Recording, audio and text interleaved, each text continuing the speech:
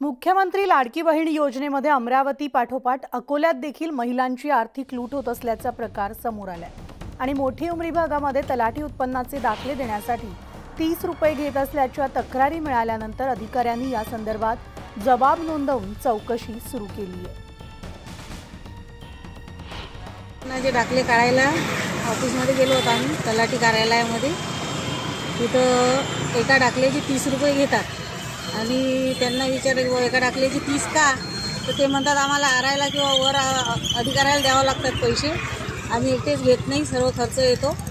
आणि मी Xerox shop चालवते आणि इतर बायांनाही जोडून त्यांनी घेतले, कारण मला पूर्ण येणारे कस्टमर सांगत होते की 30 रुपये घेतल्याशिवाय दाखला देत नाही।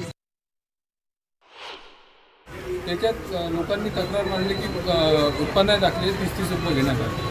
त्याबद्दल आम्ही चौकशी केली, त्यांचे बयानं लिहून घेतले। आता पुढे आम्ही वरिष्ठांकडे अहवाल सादर करू, त्याच्यावर ते काय निर्णय घेतील त्यांच्यावर।